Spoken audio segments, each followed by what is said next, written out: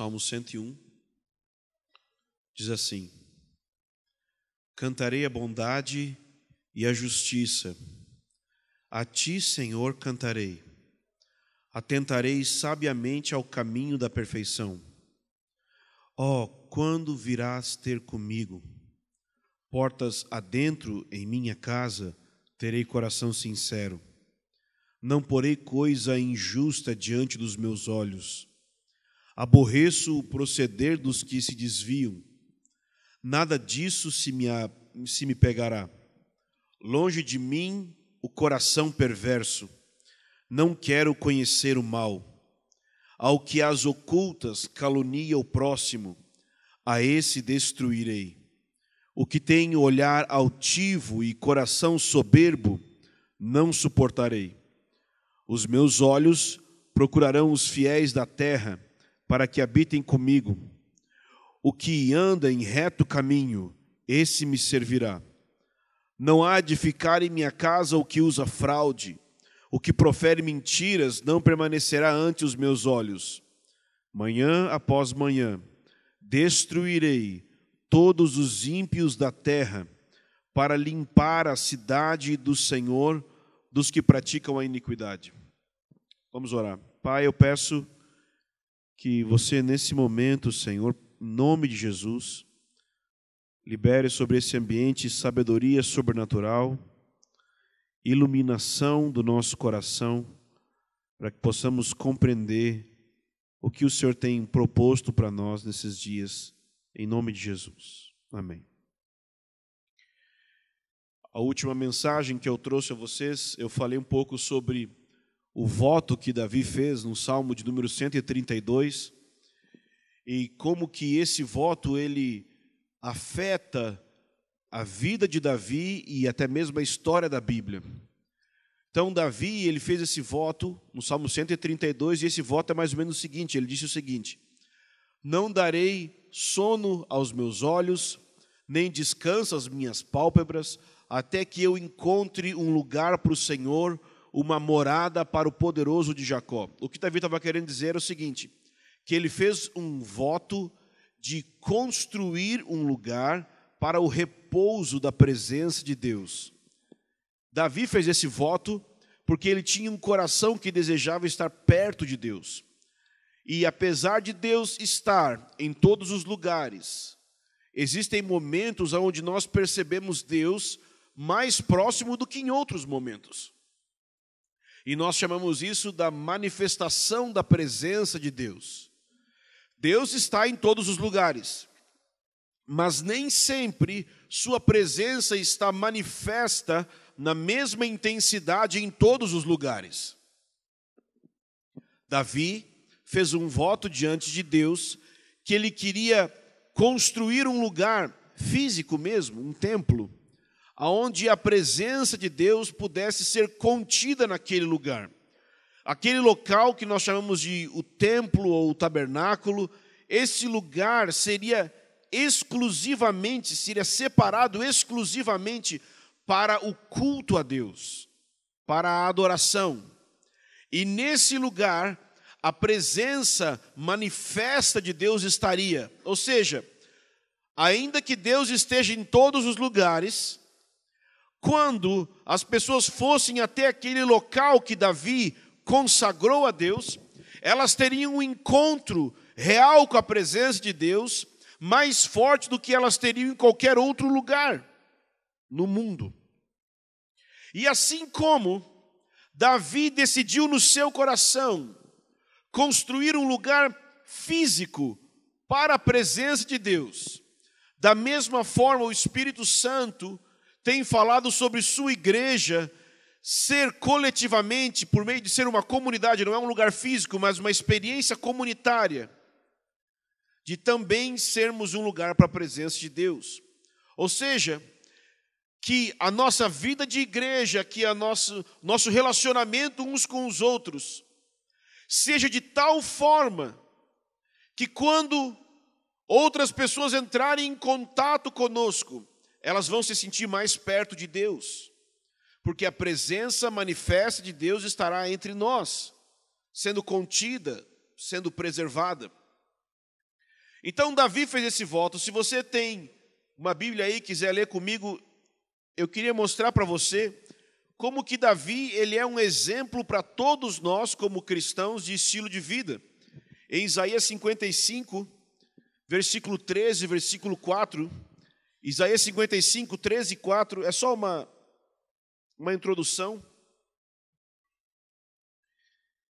O profeta Isaías diz o seguinte: inclinai os ouvidos e vinde a mim, ouvi e a vossa alma viverá, porque convosco farei uma aliança perpétua, que consiste nas fiéis misericórdias prometidas a Davi.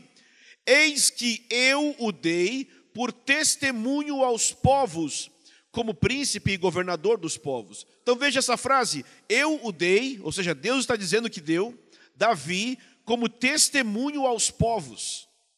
Davi é um testemunho a todas as pessoas.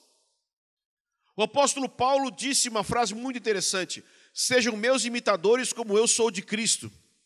E um evangelista do passado chamado Jonathan Edwards, pregando sobre essa frase de Paulo, falando sobre santificação, ele disse que quando nós lemos Paulo dizendo, sejam meus imitadores porque eu sou de Cristo, isso significa que nós podemos olhar na Bíblia não apenas o exemplo de Jesus, mas também o exemplo de outros homens na Bíblia que tiveram um caráter em alguma área semelhante a Jesus. Óbvio que ninguém foi 100%, apenas o Senhor Jesus, mas nós olhamos aspectos do caráter de grandes homens de Deus e nós nos inspiramos nesse caráter para imitar. Então não apenas o caráter de Paulo, mas aqui o caráter de Davi, o estilo de vida de Davi, é um estilo de vida para ser imitado. A Bíblia diz que Davi era um homem segundo o coração de Deus. Era um homem que perseguia o coração de Deus. E, portanto, esse deve ser um exemplo para você, deve ser um exemplo para mim. Ser uma pessoa de acordo com o coração de Deus é o chamado para todos nós. Amém?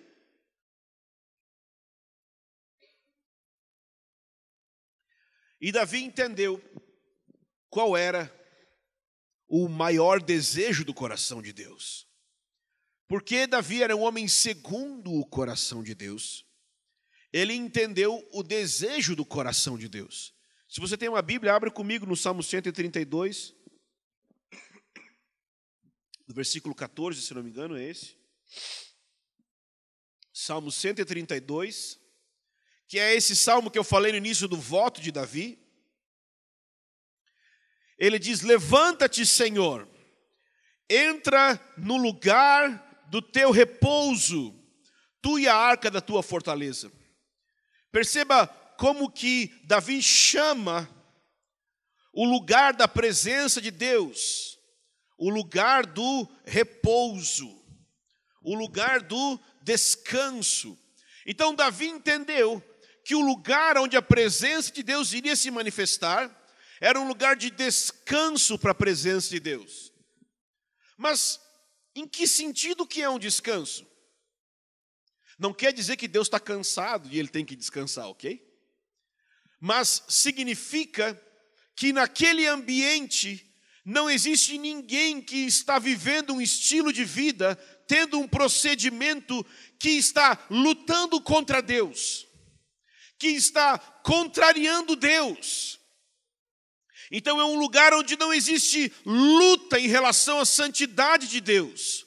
É um lugar onde não existe contrariedade em relação ao caráter de Deus. Esse era o coração de Davi. Era criar um lugar na terra que fosse tão favorável à presença de Deus como o céu é agora. No céu não tem ninguém contra a presença de Deus. Não tem ninguém vivendo de uma maneira que seja contrária ao próprio Deus, que é o centro do céu. E por causa disso, no céu é o lugar onde nós temos de maneira mais plena a manifestação da presença de Deus. E qual é a oração que Jesus nos ensinou no Pai Nosso? Seja feita a tua vontade aqui na terra como no céu. Então o nosso chamado, não apenas a nossa oração, mas nossa vocação, é fazer com que a nossa vida e a nossa experiência de igreja seja aqui na terra algo o mais semelhante possível com o céu, de maneira que Deus se sinta à vontade entre nós, e entre nós, nessa comunidade, ela seja um lugar de repouso para Ele. Ela seja um lugar de descanso para Ele. Então Davi entendeu isso. Ele entendeu que Deus queria habitar entre os homens, mas para isso era necessário fazer um lugar de repouso, onde o Espírito de Deus não estivesse lutando contra nós, mas estivesse à vontade. Mas Davi descobriu rapidinho o dilema de Deus. Se você tem Bíblia aí ainda, se você não foi embora, abre em 2 Samuel capítulo 6, versículo 1. 2 Samuel 6, 1.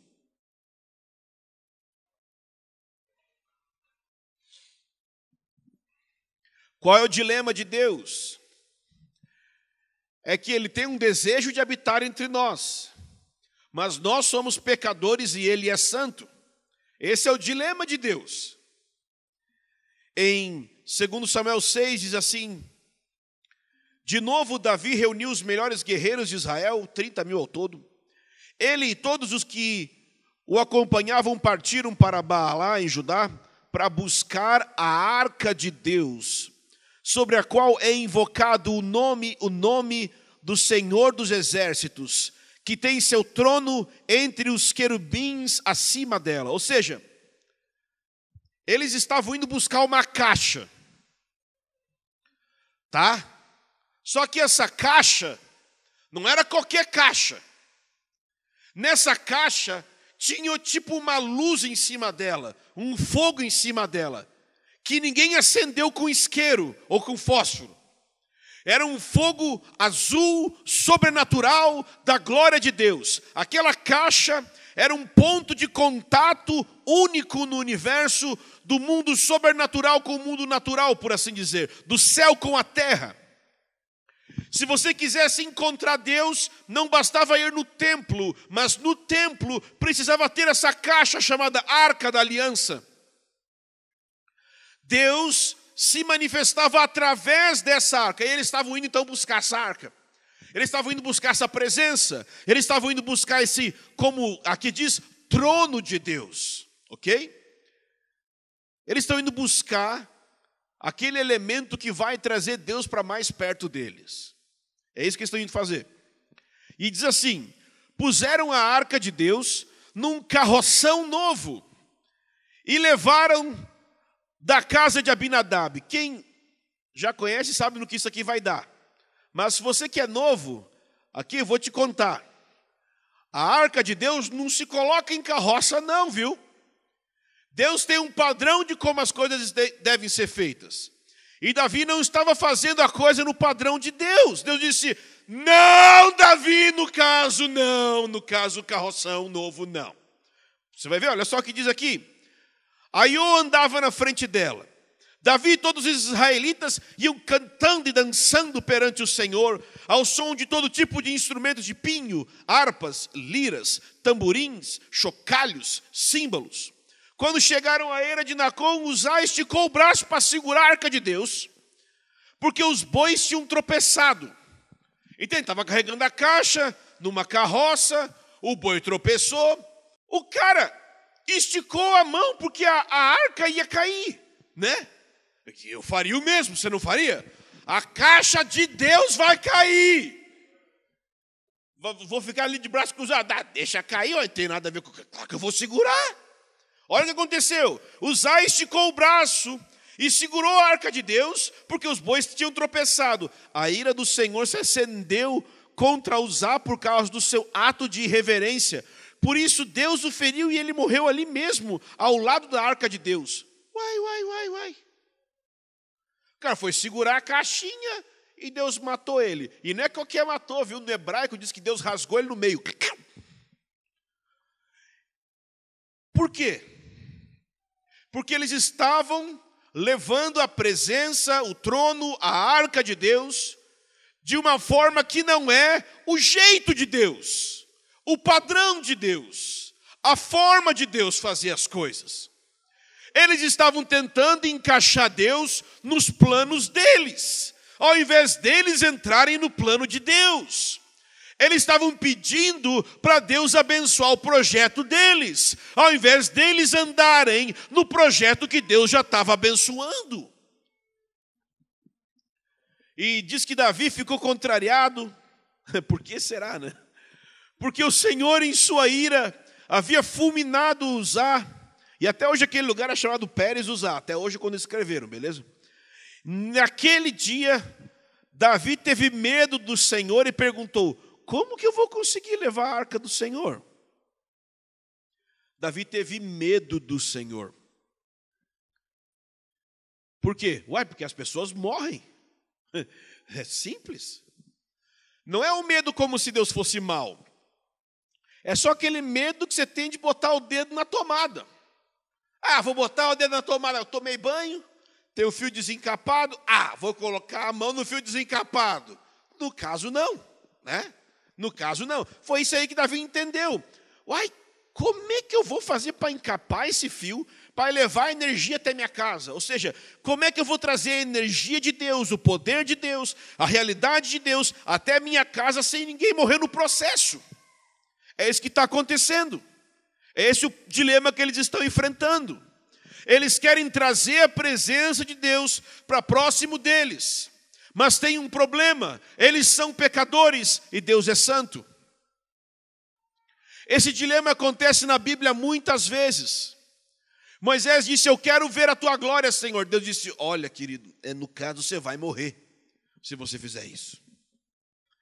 Várias vezes na Bíblia, pessoas morreram porque bateram de frente, por assim dizer, com a presença de Deus.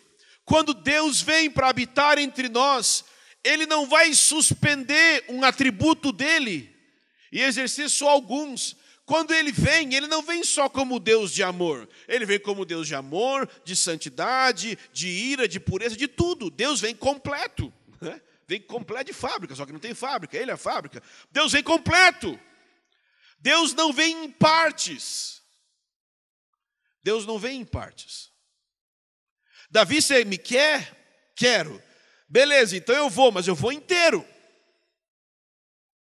E porque Deus veio como Ele é, pessoas morrem. Por quê? Porque não estão da forma que Deus decidiu, falou que elas deveriam de estar.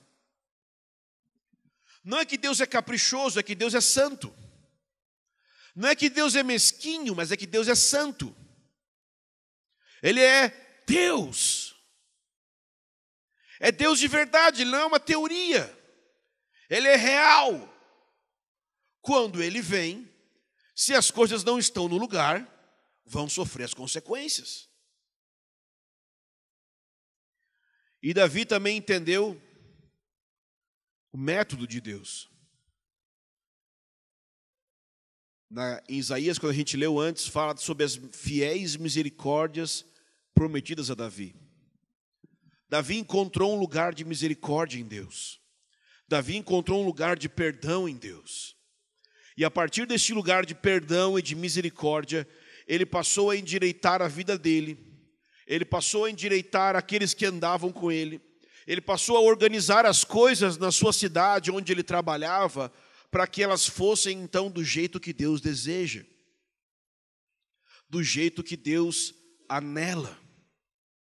E então sim, ele conseguiu trazer essa arca para estar entre eles.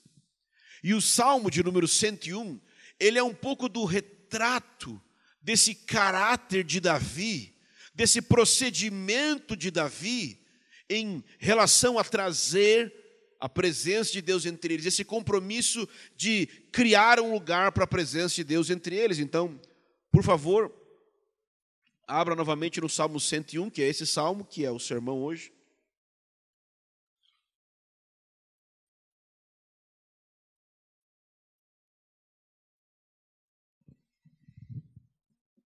Então, esse salmo, ele pode ser dividido em duas partes, ok? A primeira parte vai do versículo 1 até o 4 e a segunda parte do 5 até o 8. Do 1 até o 4 fala da vida pessoal de Davi. E do 5 até o 8 fala da experiência comunitária ou coletiva de Davi. E o salmo começa assim: cantarei a bondade e a justiça, a ti, Senhor, cantarei. Então essa é a primeira coisa que acontecia na vida privada de Davi. Ele tinha uma vida privada de adoração e louvor.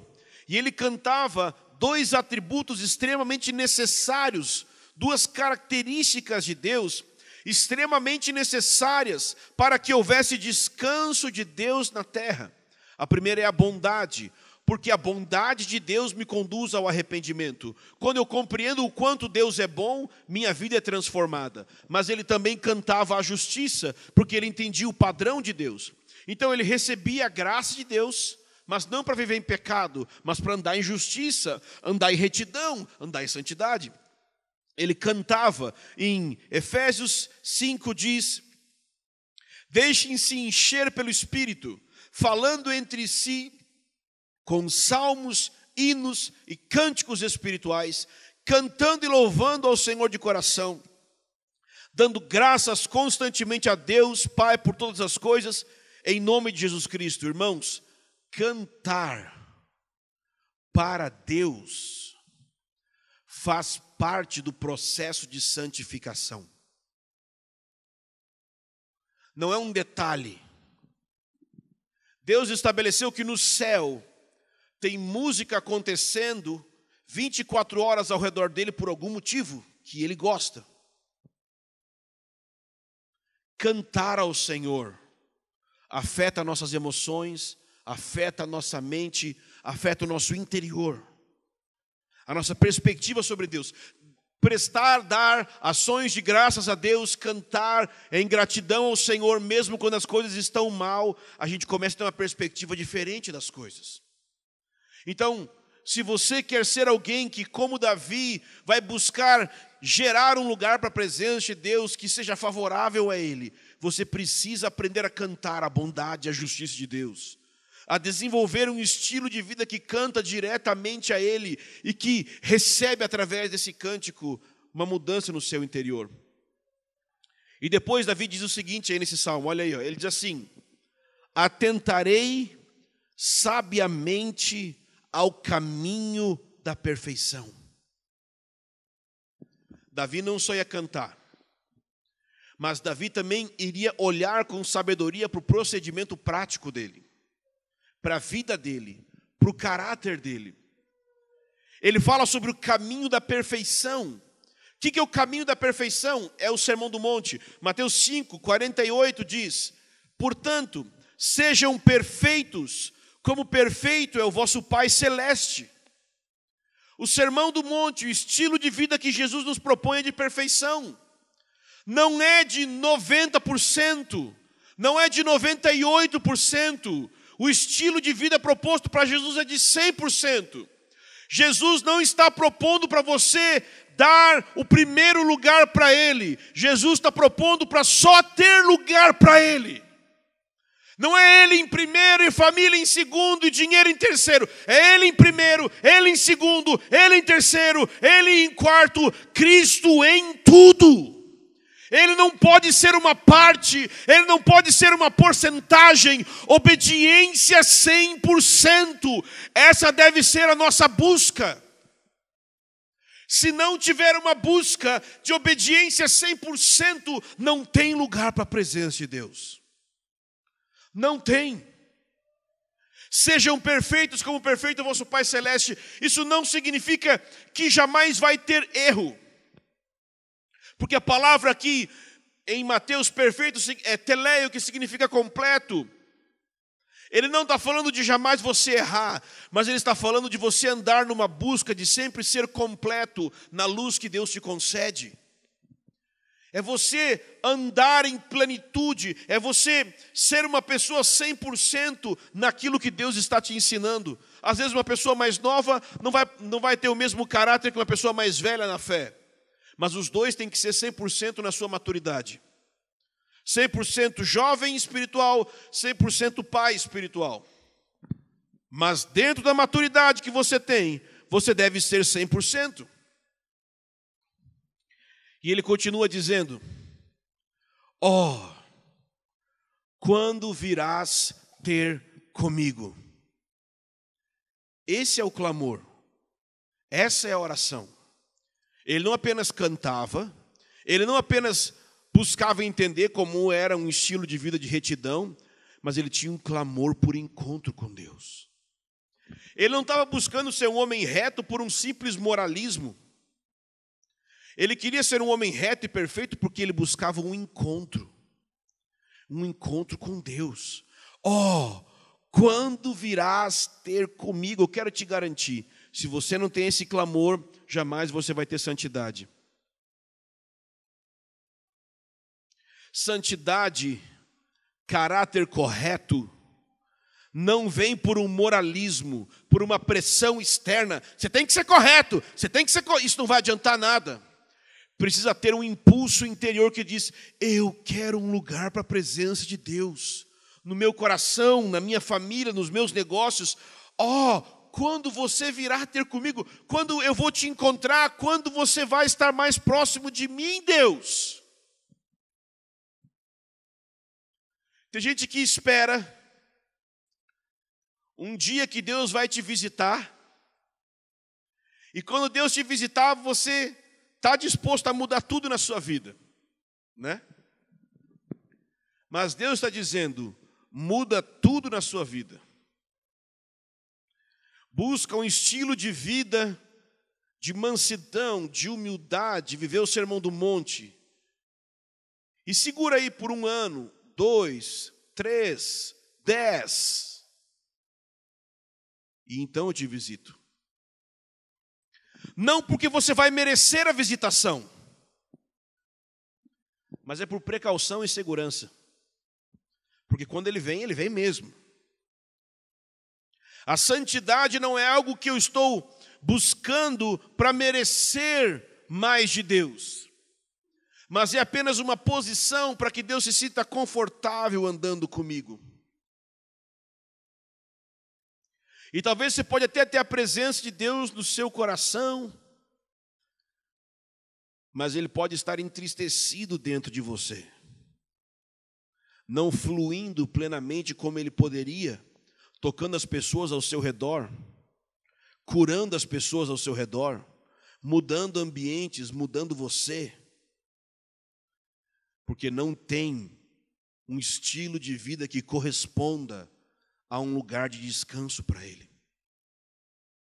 E o que Davi diz? Ele diz assim: portas adentro em minha casa terei coração sincero. Está vendo? Ele está falando da vida dele particular aqui. Uma coisa é você vir na sala de oração, uma coisa é você, aqui entre nós, no reunião, nas igrejas caseiras e por aí, procurar ter uma forma de viver. Mas a questão é, portas adentro na minha casa. Na minha casa onde não tem ninguém me vendo. Na minha casa onde eu estou mais confortável. A questão é se portas adentro na minha casa, se no meu dia a dia, dentro da minha casa, eu terei coração sincero. E essa palavra aqui, sincero, significa íntegro, reto. Será que a santidade que eu pareço ter quando estou externamente na rua é a mesma que eu tenho dentro de casa? Porque a gente depois se pergunta por que a gente ora, busca a Deus, faz jejum, faz de tudo, e Ele não vem. É porque portas adentro da nossa casa não há coração íntegro. Eu preciso abraçar a integridade nos momentos que ninguém está vendo. Por quê? Porque Deus está vendo.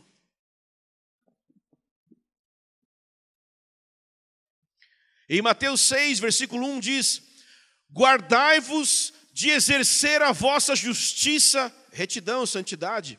Guardai-vos de exercer a vossa justiça diante dos homens, com o fim de ser vistos por eles. De outra sorte não tereis galardão junto ao vosso Pai Celeste. E no verso 3, falando sobre esmola, mas isso vale sobre qualquer coisa na vida, ele diz: tu, porém, quando deres esmola, ignore a tua mão esquerda o que faz a tua mão direita, para que a tua esmola fique em secreto. E o teu Pai, que vem em secreto, te recompensará. Existe um estilo de vida secreto que Deus recompensa publicamente com sua presença. Às vezes a gente quer ter um estilo de vida público. A gente quer aparecer, a gente quer pregar, a gente quer conversar, mas a questão é, portas adentro, no lugar secreto da minha casa, como é minha vida na prática? Isso vai definir se nós vamos ou não ser visitados por Deus aqui. Isso é o que vai definir se a gente vai ter avivamento ou não. E não é nem avivamento que eu estou falando, é Deus habitar entre nós, é Ele se sentir à vontade entre nós, é Ele não ter em nenhum de nós um coração que está lutando contra Ele, mandando Ele embora. Porque o que adianta com a nossa oração, com o nosso cântico, a gente falar, vem Deus, mas com o nosso estilo de vida a gente fala, vai embora Deus. Não adianta. A gente ora uma coisa, mas quando vive ao contrário do que a gente ora. Não pode. Eu preciso viver em harmonia com o que eu digo estar orando, com o que eu acredito que é o meu alvo de oração. Vem Deus. E Davi continua dizendo assim no Salmo 101. E aqui tem uma variação de tradução. Na Bíblia, século 21, não traz o que eu vou falar agora. Se traz, eu não enxerguei, tanto que eu tive que mudar de Bíblia. Não porei coisa injusta diante dos meus olhos. Não tem isso aí, né? Na século 21? Mas não tem essa frase, né? Davi, no íntimo da sua casa, tinha um pacto com os seus olhos. Davi não deixava que coisas impuras afetassem a sua visão. Seus olhos não caíam sobre coisas injustas e impuras. Jó 31, versículo 1 diz, fiz aliança com os meus olhos, como, pois, os fixaria eu numa donzela? Sabe, aqui na comunidade, a gente é meio radical em relação à vestimenta. Aqui, sim, não estou dizendo que não vai depilar, cortar os sovacos, usar saia. Não. Não.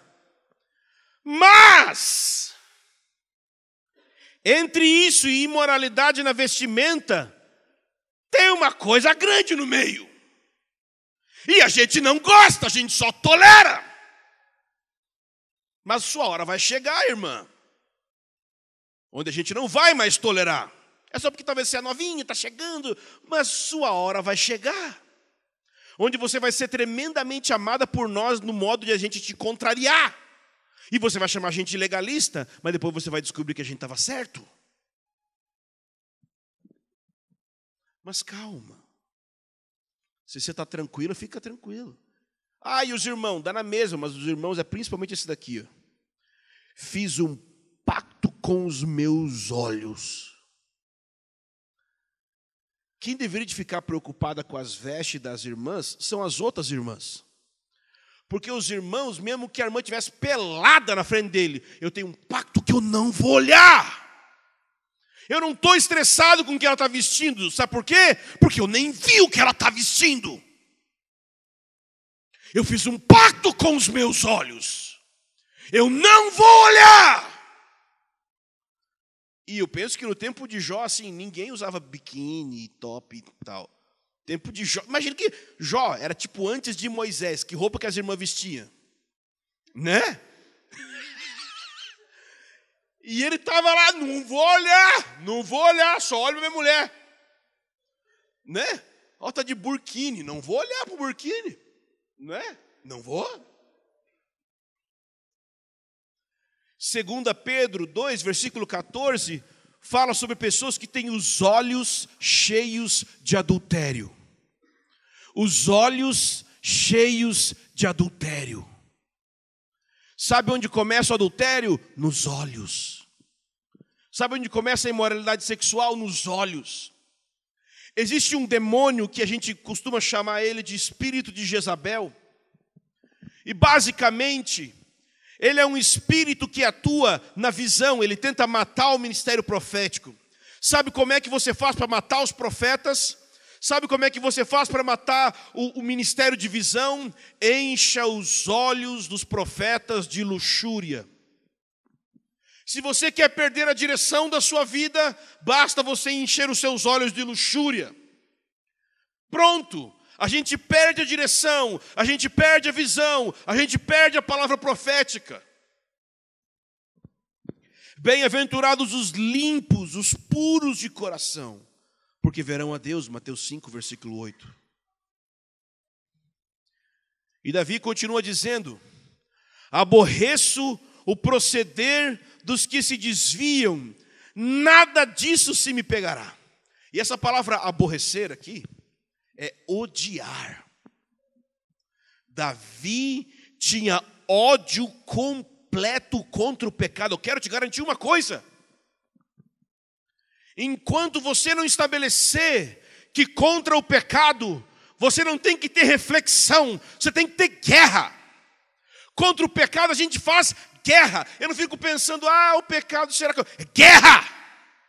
Você não psicologiza o pecado, você não teoriza o pecado, você luta contra o pecado.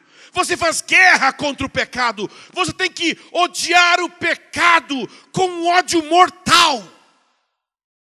Provérbios 8, versículo 13 diz: temer o Senhor é odiar o mal. Não tem como você amar o que é certo se você não odiar o que é errado. Não tem como amar a Deus de todo o coração se eu não odiar de todo o coração tudo aquilo que me afasta do amor por Deus. É preciso uma decisão no coração. Eu vou fazer guerra contra o pecado. Eu vou odiar com ódio consumado, com pleno ódio, com ódio perfeito. Ele diz ainda mais, e é em oração que ele diz isso: longe de mim o coração perverso. Eu não quero conhecer o mal. Ele está orando, ele está pedindo: Deus, eu não quero ter um coração perverso. Deus, eu quero estar longe do mal. E a resposta de Deus é: eu estou plenamente certo de que aquele que começou a boa obra em vós há de completá-la até o dia de Cristo Jesus. Se nós pedirmos a Deus por santidade, Ele dará santidade. Se nós clamarmos a Deus por transformação da nossa vida, mudança do nosso coração, Ele vai dar isso. Deus não vai dizer: não, eu não tenho nada a ver com você não, se vira. Pelo contrário, Deus está muito interessado em santidade. Sabe por que muita gente não ouve Deus falando? Porque não fala com Deus dos assuntos que Ele gosta. Fala com Deus sobre santidade, você vai ter resposta na hora. Fala com Deus sobre obedecer o sermão do monte, Ele vai te responder na hora. Fala com Deus dos assuntos que são prioridades na agenda dEle, Ele vai te responder na hora.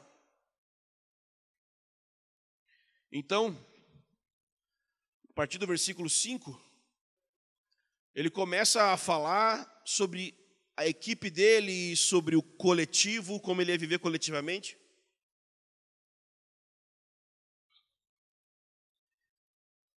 E um dos valores centrais que Davi vai falar é que ele decidiu que ia fazer parte da corte real, que ia trabalhar com ele, somente aqueles que tivessem um compromisso de andar em maturidade, em plenitude, em santidade. O primeiro motivo pelo qual ele faz isso é por causa da presença de Deus, óbvio. Ele queria um lugar para a presença, e as pessoas que trabalhavam com ele deveriam ter um estilo de vida que não afugentasse a presença. Mas também porque ele queria que eles tivessem um estilo de vida que não promovesse divisão. Porque a equipe precisava estar unida, mas é unida em prol da presença. Então ele fala assim, está acompanhando aí, Salmo 101? Diz assim: ao que as ocultas calunia o próximo, a esse destruirei. E aí? Ou seja, qualquer discurso que sutilmente promova a divisão não será recompensado com atenção ou resposta. Sabe quando alguém... Eu não estou falando quando alguém começar a falar mal do irmão, você dá um soco na cara. Não! Só não responde. Só não dá atenção. Porque o discurso que promove divisão, o discurso que secretamente calunia o próximo, não é só para você orar, irmão. É só para compartilhar, eu só queria me expressar. Aquele que secretamente, e vocês que são pastores, escutem isso bem, porque as ovelhinhas gostam de vir se abrir com a gente e no fim é caluniar o próximo. Aquele que secretamente calunia o próximo não deve ser respondido. Por que você não me dá atenção? Porque se eu fosse Davi eu te matava. Mas eu só não vou te responder. Só isso. Eu ia dar na sua cara. Mas como não sou Davi, eu não vou fazer isso não. Eu só não vou te responder. Eu vou ficar na minha.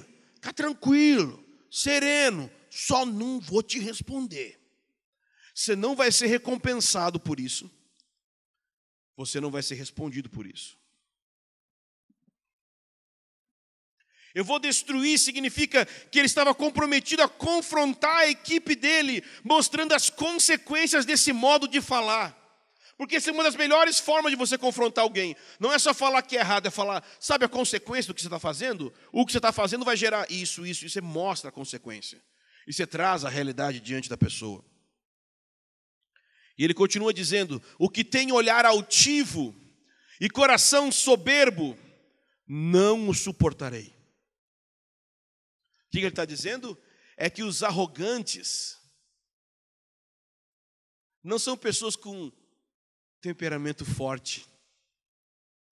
Gosto apurado. Eu tenho um gosto apurado. Não, você é arrogante mesmo. É que eu sim, não. Eu garanto. Eu tenho PhD em ser arrogante. Eu sei como é que é. Eu sei todas as paradas de ser arrogante. Eu sei de tudo. Experiência própria, sei bem. Arrogância não é um defeito.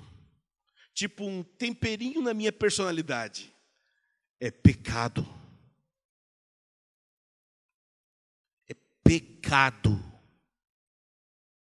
E ele disse, quem tem olhar altivo e coração soberbo, não suportarei. Ou seja, eu sei que a arrogância afasta a presença de Deus, não vai passar. Olhar altivo não vai passar. Arrogância não vai passar. Por quê? Porque afasta a presença de Deus e divide a busca coletiva pela presença de Deus. O arrogante, no meio da busca, no meio do coletivo, entre os irmãos buscando, quebra a unidade. E ele continua dizendo, no verso, creio que o 6. Rapaz, me derramei todo. Os meus olhos procurarão os fiéis da terra para que habitem comigo. Viu como é que Davi buscava a equipe dele? Os fiéis, meu olho está sobre os fiéis da terra. Sou tipo olheiro de jogo de futebol, de time de futebol. Mas eu não quero saber quem joga bem, eu quero saber quem vive bem. Habitar com Davi não é que ele queria morar, dormir no quarto de Davi, ok? É que ia fazer parte da corte real. Então ele tinha um tipo de pessoa. Davi estava fazendo exatamente o que Deus faz no céu. A Bíblia diz isso. Segundo Crônicas 16:9 diz assim: porque quanto ao Senhor, seus olhos passam por toda a terra para mostrar-se forte para com aqueles cujo coração é perfeito para com ele. Os olhos de Deus passam sobre a terra e os olhos de Davi passavam sobre Jerusalém. Você tem que passar os olhos ao seu redor e decidir que sua equipe, que seus amigos, que sua família são fiéis. Eles vão ter que ser fiéis. E Jesus disse, muito bom, servo bom e fiel. Você foi fiel no pouco, eu o porei sobre o muito. Venha e participe da alegria do seu Senhor. Ou seja, quem é que participa do reino de Jesus? Quem é fiel. Meus olhos estão sobre os fiéis da terra, porque os olhos de Deus estão sobre os fiéis da terra. Esses vão habitar comigo. O que anda no caminho reto, esse me servirá. Então, a exigência para fazer parte da equipe de Davi era a seguinte: você concorda comigo, Davi ia dizer para você, que nós devemos buscar um estilo de vida de obediência 100% a Deus? Você concorda que na nossa busca por gerar um lugar para a presença de Deus, nós precisamos ter 90% de santidade como sendo algo inaceitável?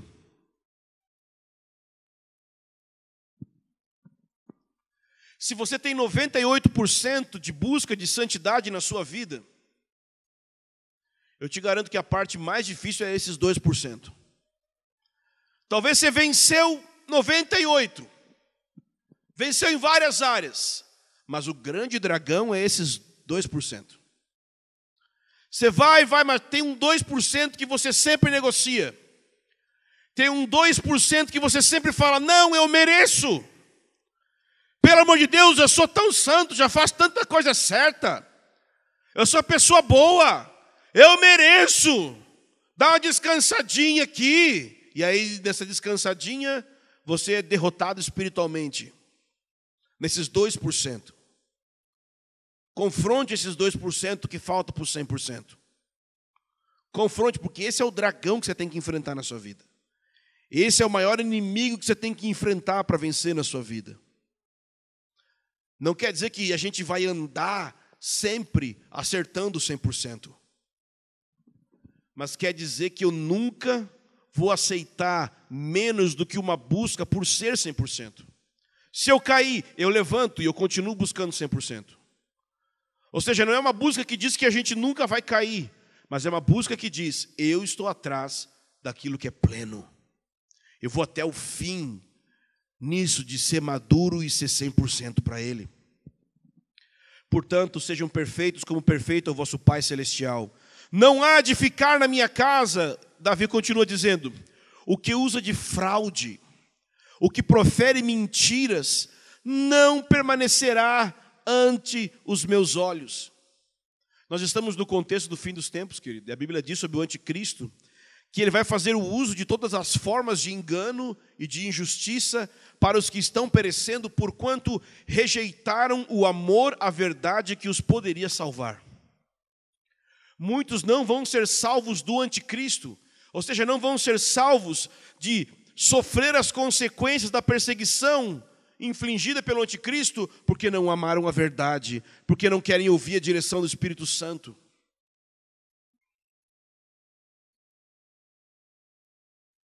Parece legalismo, né? Chama presença de Deus. Todo mundo é aceito por Deus independente daquilo que faz. Basta crer em Jesus. Mas ninguém vai conseguir caminhar até um lugar de ter essa presença do céu na sua vida, na sua comunidade, se não mudar o seu estilo de vida. Davi diz assim, ele termina dizendo, manhã após manhã, destruirei todos os ímpios da terra, para limpar a cidade do Senhor dos que praticam a iniquidade. A cidade do Senhor era o lugar da presença de Deus. O lugar onde ele tinha feito o voto que ele queria que Deus habitasse. E aqui ele está dizendo que manhã após manhã eu vou destruir todos os ímpios. Sabe o que ele está dizendo? Que eu não vou procrastinar. Quando eu acordar de manhã, a primeira coisa que eu vou fazer é acertar tudo que está errado. Eu não vou deixar para depois de amanhã, eu não vou deixar para o fim de semana, eu não vou deixar para segunda-feira. Assim que eu perceber que tem algo errado, eu vou lá desfazer isso que está errado. Eu não vou procrastinar sendo um líder omisso que tem medo das pessoas. Não, eu vou atrás e eu vou confrontar erro por erro, soberba por soberba, cada falsidade, cada calúnia, não por causa de legalismo, mas porque nós queremos a presença dele. Sem Ele nada feito. Sem presença manifesta, não tem por que essa comunidade existir. Gente, volta para a sua cidade. Vai para outra igreja na cidade. Por que que a gente está aqui? Por causa dessa presença. Nós somos essa busca. Nós somos esse anseio. Nós somos essa jornada em prol da presença manifesta de Deus. Mas nós não podemos permitir pecado, iniquidade, falsidade, qualquer coisa desse tipo, calúnia, mentira, nós não podemos permitir entre nós. Arrogância, nós não podemos permitir. Não porque tem, um padrão para ser aceito por Deus. Não. Mas Deus continua sendo Deus. E nós decidimos que nós vamos atrás dessa presença. Mas a gente não quer que ninguém morra no processo. Que todo mundo fique vivo, que tenha o EPI suficiente para não tomar choque de Deus. A EPI de Deus